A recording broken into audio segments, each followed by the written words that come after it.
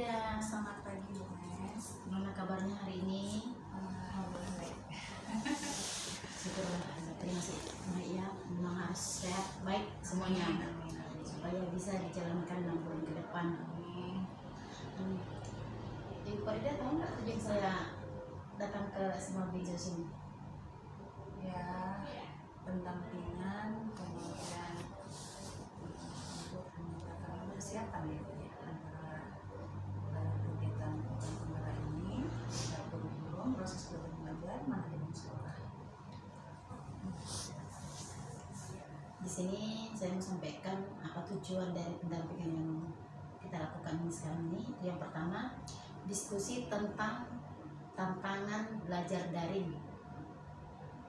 Yang kedua itu refleksi penerapan perubahan kelas sesuai pemikiran Ki Hajar Dewantara. Yang ketiga, diskusi pembuatan kerangka portofolio. Yang keempat, diskusi peta posisi diri dan rencana pengembangan diri dalam kompetensi sebagai guru penggerak. Oke, itulah yang akan mau kita bahas. Mungkin itu kan juga selama 1 bulan ini sudah dapat pembelajaran dari instruktur, dari fasilitator, baik untuk kemarin yang kita orientasi, lokal orientasi yang di Grejuri. Nah, sini yang mau perlu saya sampaikan sama ibu sekalian sharing lah. Apa saja proses yang sudah berjalan selama pembelajaran daring ini? Pembelajaran daring sebelum LK0. Kan ini kan Bu Ida kan sudah belajar daring dari fasilitator dan struktur sebetulnya. Jadi dihubungkan dengan kegiatan di sekolah ini. Nah, kalau sebelum selama ini kan saya belum pernah melakukan refleksi awal kan Bu. Nah, setelah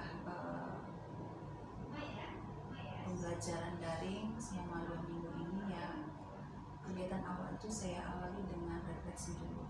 Jadi bertanya tentang kesiapan anak untuk belajar, apa yang terjadi dari malam, terus apa yang mereka persiapkan hari ini. Dan kalau sebelumnya ketika anak tidak mengerjakan tugas, itu memang ada sanksinya, memang berupa peringatan. Nah, kalau setelah pembelajaran daring yang saya laksanakan itu, anak saya panggil persuasif, kemudian dinasihati, nah apa kendala dan masalahnya, kemudian saya lihat progresnya di depan, adakah terjadi perubahan atau tidak. Jadi itulah perubahan awal yang saya lakukan setelah pembelajaran daring selama 2 minggu.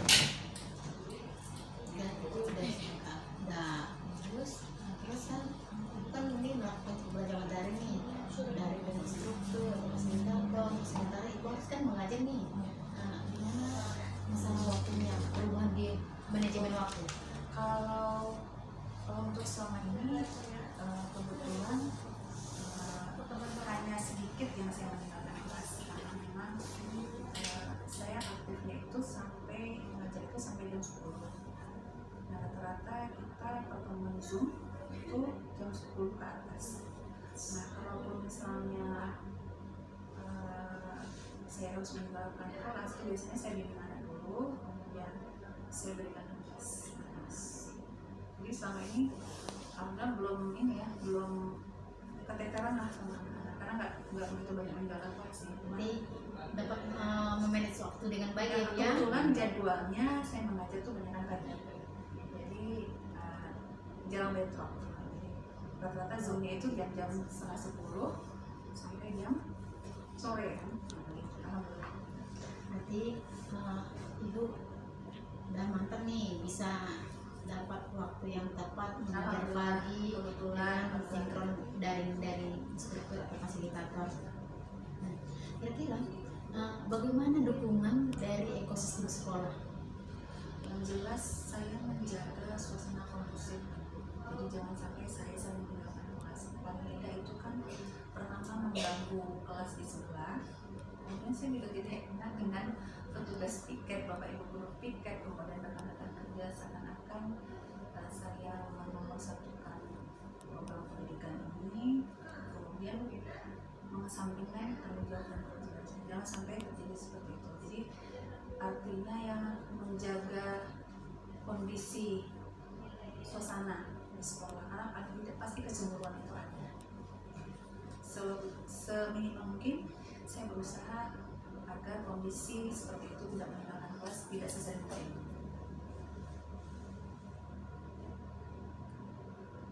Oke.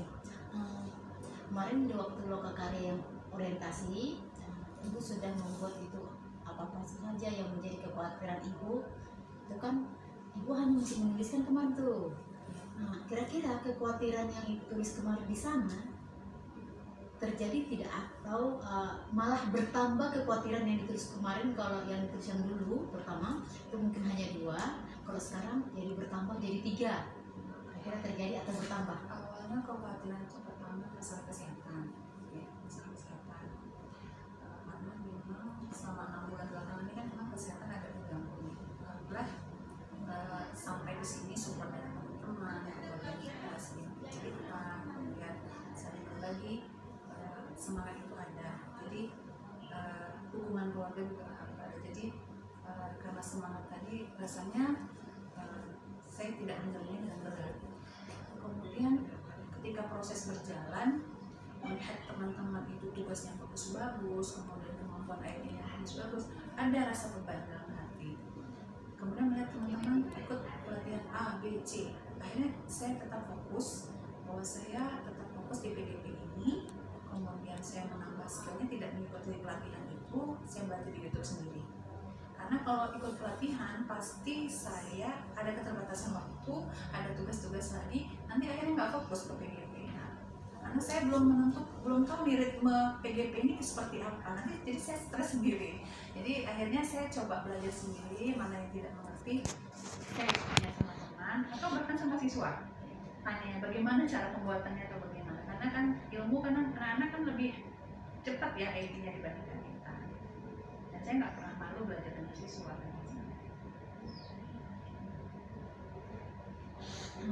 Itulah harapan, berarti harapan itu tidak ada yang tambah Bu ya, berarti justru harapan itu ya bisa dicegah sekarang ini. mudah-mudahan. Harapan yang itu berarti tercegah ya Bu ya. Kekhawatiran kita tercegah. Nah, ini harapan.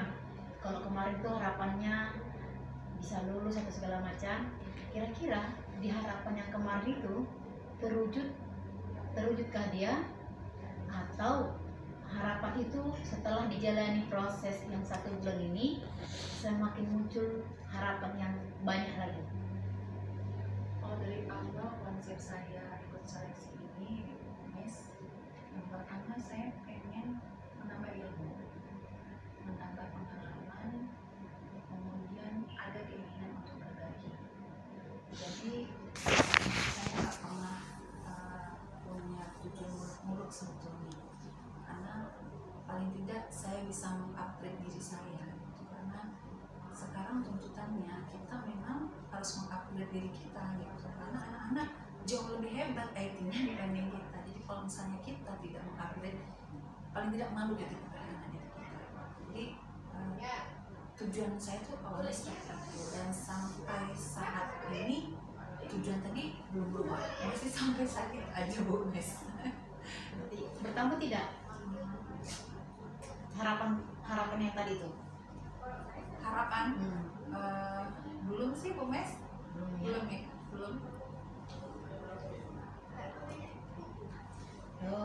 Kekhawatiran sudah tercegah, harapan semakin banyak nih, bisa mengupgrade diri untuk diri sendiri, untuk orang lain, untuk guru, rekan kerja lah, rekan guru di sini, dan sekolah dan siswa. Sejauh ini yang sudah 1 bulan berjalan ini, bagaimana dukungan yang diberikan oleh kepala sekolah kepada ibu? Alhamdulillah dukungannya penuh ya Bu Mes, tapi bukan berarti dukungan ini itu bisa masa pendidikan ini saya bisa bertindak seenaknya. Tetap tanggung jawab dan kewajiban saya itu tetap saya kerjakan. Walaupun sebetulnya memang pada momen-momen tertentu, misalnya ada tugas dari PGP yang harus deadline, mungkin itu yang perlu saya tegaskan dulu. Misalnya tugas sekolah, kalau misalnya masih bisa saya undur sebentar, paling tidak itu saya komunikasikan terutama dengan kurikulum, dengan kesiswaan, dengan wali kelas dan guru. Pada intinya sih memang harus dikomunikasikan. Jadi jangan sampai tanggung jawab dan kewajiban saya atau keterlambatan saya mengerjakan tugas di sekolah itu berdampak pada rekan-rekan kerja yang lain. Itu yang saya hindari. Kalau itu dukungan dari sekolah. Bagaimana dukungan dari rekan bapak ibu guru yang ada di sekolah ini selama ibu melaksanakan pembelajaran daring? Kalau ini sih belum ada reaksi negatif ya, karena ini kan masih baru dan proses ini kan juga baru berjalan. Jadi sampai saat ini yang menurut saya ya, Mes itu belum ada sih tanggapan negatif, belum ada. Ya kalau hanya sekedar canda-candaan grup pembela itu aja sih gitu kan. Walaupun sebetulnya kita kan tidak nyaman dibilang seperti itu, apakah itu sebetulnya hanya dukungan atau candaan, atau tapi saya coba menangkap itu sebagai komen yang positif aja. Itu sih Mes. Jadi saya mengarahkan ketika kawan lah yang tahu itu CME atau respon negatif, yang penting Farida harus buat perubahan, karena ibu kan mau jadi agen perubahan di sekolah ini. Ibu mau jadi agen perubahan nih. Jadi walaupun mereka masih di awal ini masih ada berpikiran yang belum pas, itu Bu Farida yang meluruskannya. Karena memang ya namanya membuat sesuatu yang baru itu pasti banyak tantangan. Itu pasti tuh. Nah, makanya tadi di awal itu harapan itu harus bisa dimunculkan banyak-banyak, kekhawatiran itu dicegah. Yang berikutnya, ibu kan sudah belajar ini tentang pemikiran Ki Hajar Dewantara. Berdasarkan pembelajaran mengenai filosofi pendidikan yang sudah ibu pelajari, apa perubahan yang ibu lakukan di dalam kelas setelah mempelajari pemikiran Ki Hajar Dewantara? Tantangan terbesarnya itu adalah ketika anak-anak yang nilainya masih banyak kosong, tidak mengerjakan tugas. Sementara kan dalam pemahaman konsep Ki Hajar Dewantara bahwa anak-anak mempunyai potensi dan minat yang beragam. Sementara kita juga tidak bisa kita pungkiri bahwa kita masih dituntut nih untuk anak-anak tadi menuntaskan apa yang misalnya tugas-tugas mereka belum kerjakan. Kemudian karena ini kan anak-anak ini yang mereka rata-rata yang memang tidak mengerjakan tugas ketika PTMT kemarin. Satu sisi beban kita ketika kita meloloskan mereka, kemudian memaafkan mereka, itu rasanya bukan memerlukan proses pembelajaran yang baik. Tapi satu sisi kita tidak menuntut ketercapaian kompetensi tadi kepada siswa. Jadi paling tidak saya memanggil siswa tadi udah berapa orang tuh saya panggil, ada 2-3 orang saya panggil. Saya bilang dari misalnya ada 10 tugas ini, berapa kira-kira yang bisa kamu kerjakan?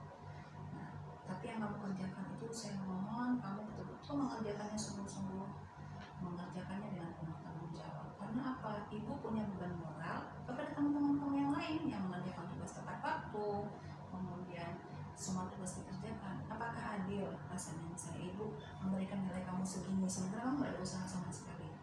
Apapun hasilnya ibu yang ibu lihat itu adalah prosesnya. Jadi saya selalu melihat proses dan kesungguhan mereka dalam mengerjakan tugas. Karena pada intinya sih kalau nilai itu udah terukur lah ya, proses mereka itu yang sekali. Berarti ini masih banyak ini masalah nilai berarti Bu ya? Iya. Karena dengan potensi harusnya dari potensi anak itu nilainya sudah Satu sisi kan kita gitu kan, pasti ini kan bingung juga sih gitu. Oke lah, dengan potensi dari Ki Hajar anak yang dipaparkan oleh Bapak Ki Hajar Dewantara. Nah, apa saja pembelajaran yang Ibu dapatkan dari modul Filosofi Pendidikan Nasional Ki Hajar Dewantara yang mendorong Ibu melakukan perubahan tersebut? Ada kemarin kami diskusi Bu Mes, hari apa tuh? Hari Selasa ya Bu Mes. Diskusi yang menarik tuh Bu Mes. Ada yang salah satu dari Pak apa tuh ya, Alexander. Nah, satu dari pernyataan apa yang dijelaskan sama Ibu Aidan itu bahwa selama ini kan kita menganggap bahwa anak itu kertas putih, kita yang membentuknya. Padahal ternyata anak itu sudah ada bakatnya yang sama-sama, tinggal kita yang menebalkan bakat tadi. Nah, itu satu ilmu baru yang saya dapat. Kemudian yang kedua, bahwa kita tidak bisa berharap anak itu seperti kita, karena zaman kita berbeda dengan zaman mereka. Nah, itu yang selama ini tanpa kita sadari kan kita kadang menuntut anak juga seperti apa yang kita lakukan ketika kita sekolah dulu.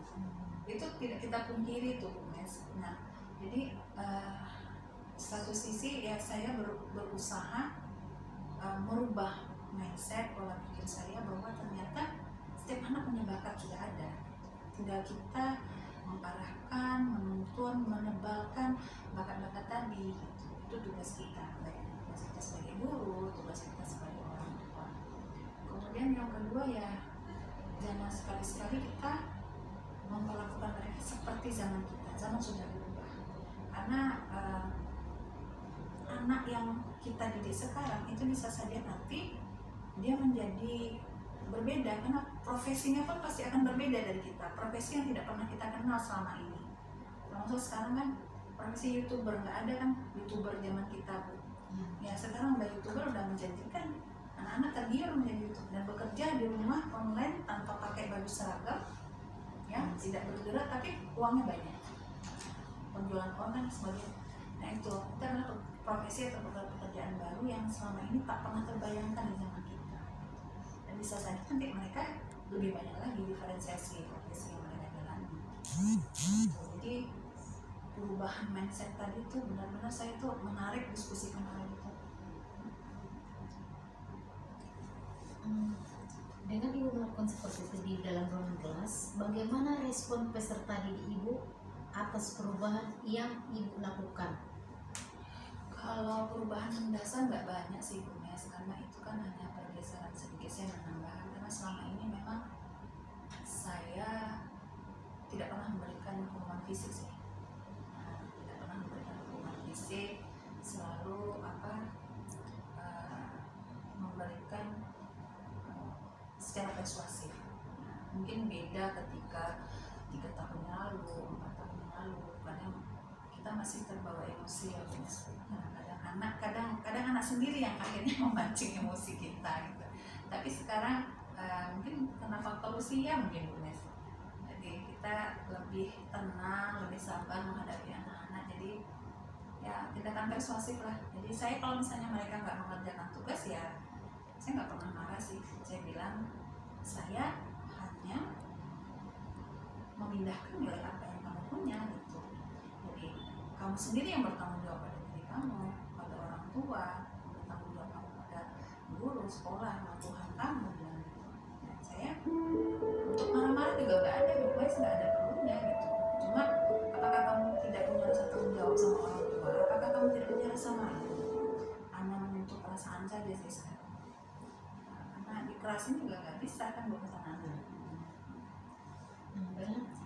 Dengan tadi kan sudah nampak respon positif yang persuasif dan sabar dari Ibu. Terus bagaimana Ibu melihat respon anak yang tadi tuh?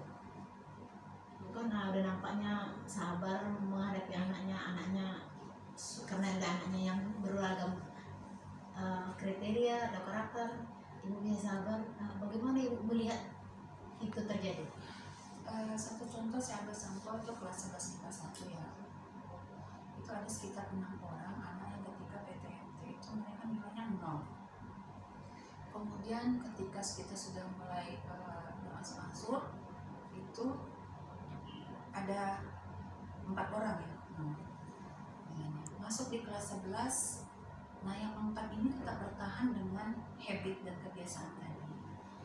Nah cuma mereka memang hadir ke sekolah Tapi ketika misalnya ada tugas yang misalnya tugas offline yang memang harus diserahkan gitu tuh, pertama mereka dikerjakan.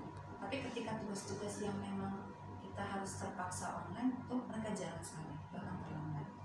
Cuma setiap pertemuan tatap muka tuh saya selalu diingatkan kembali mereka. Nah, misalnya dari 10 tugas ya mereka mengerjakan misalnya 60% dari 10 tugas, dan itu sudah luar biasa dengan latar belakang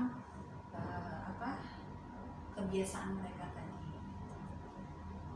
Jadi apapun ketika mereka bertanya chat kepada saya itu memang saya tanggapi. Terkadang itu sering saya share daftar nama yang belum, dan saya tak pernah memberikan pengumuman itu di grup. Saya selalu japri karena paling tidak anak selalu ingin dihargai dan itu. Jadi ketika mereka ini kan mereka merasa dipermalukan. Nah itu selalu japri saya karena tidak semua anak bisa menerima ketika mereka diumumkan di publik.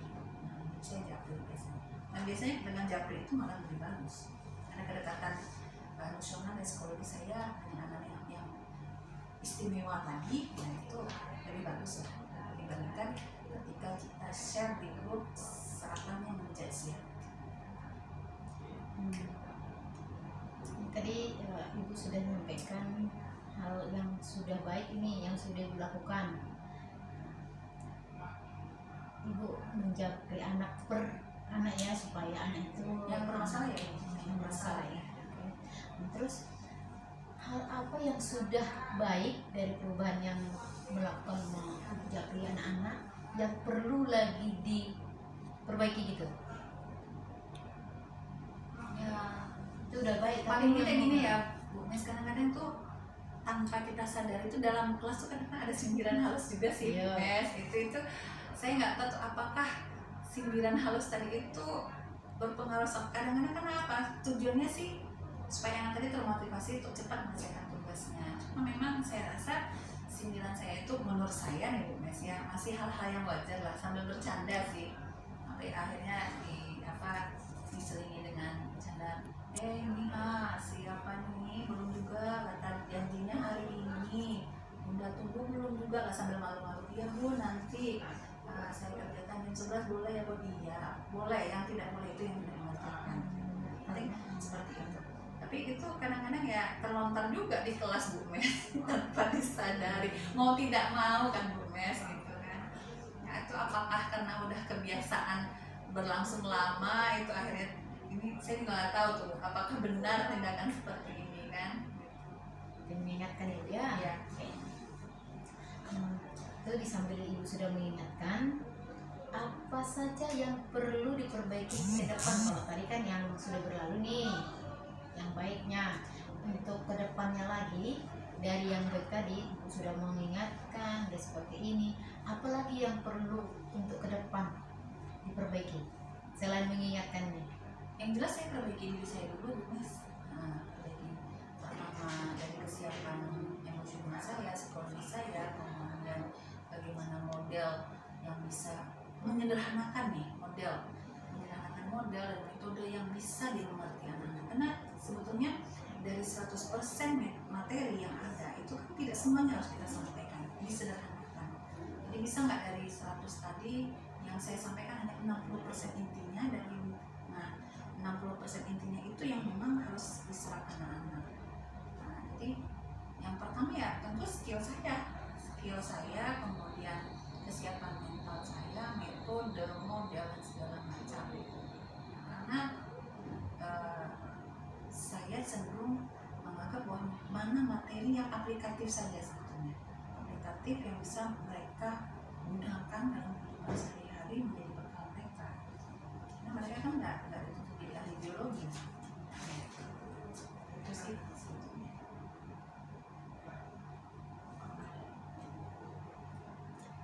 Perubahan konkret yang telah dilakukan di dalam kelas. Perubahan konkret maksudnya gimana? Yang apakah sudah dituangkan dalam jurnal? Belum. Belum. apakah sudah diturunkan dalam jurnal refleksi mingguan aksi nyata modul 1.1 yang kemarin yang Selasa mungkin ya? Iya, sudah, itu sudah. Ada buat per minggu? Yang kemarin yang saya buat jurnal